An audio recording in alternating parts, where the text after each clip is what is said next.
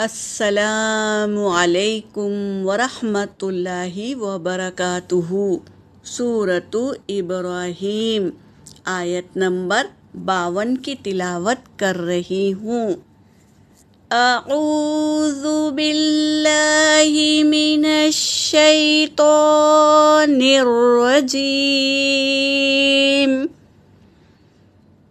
بسم اللہ الرحمن الرحیم۔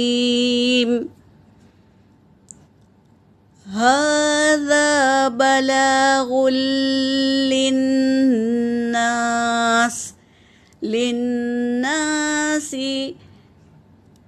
ولينذروا به وليعلموا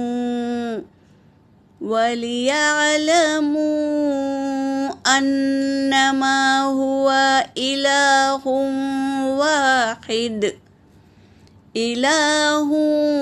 واحد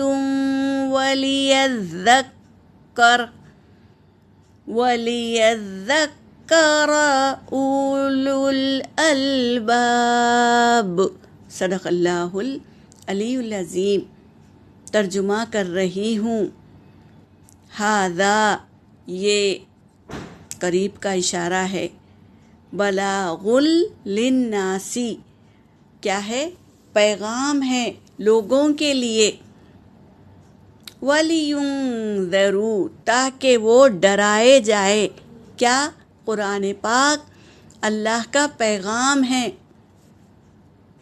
اس کے ذریعے سے ڈرائے جائے، بھی اس کے ذریعے سے ڈرائے جائے۔ وَلِيَعْلَمُوا، اور تاکہ وہ جان لے، یعنی اس پیغام کو پڑھ کر سنائے لوگوں کو، تاکہ وہ جان لے انما، بے شک جو، ہوا الہ واحد، وہ اللہ واحد ہے۔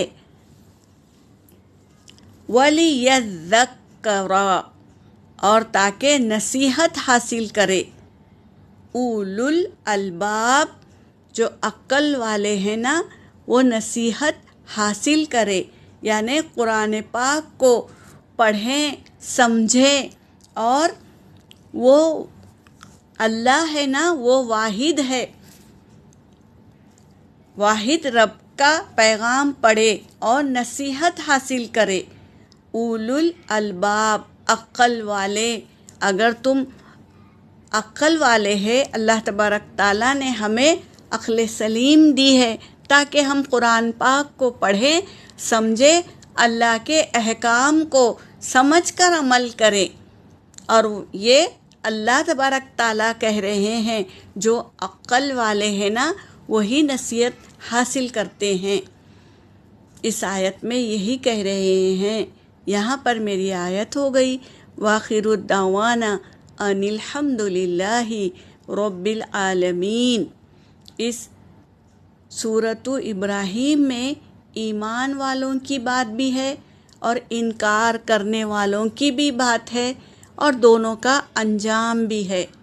اللہ تبارک تعالیٰ اس سورت میں سب کچھ بتا دیے ہیں، عمل کرنے والے، انکار کرنے والوں کا انجام کیا ہے، اور جو عقل والے ہیں وہی اس پر عمل کرتے ہیں۔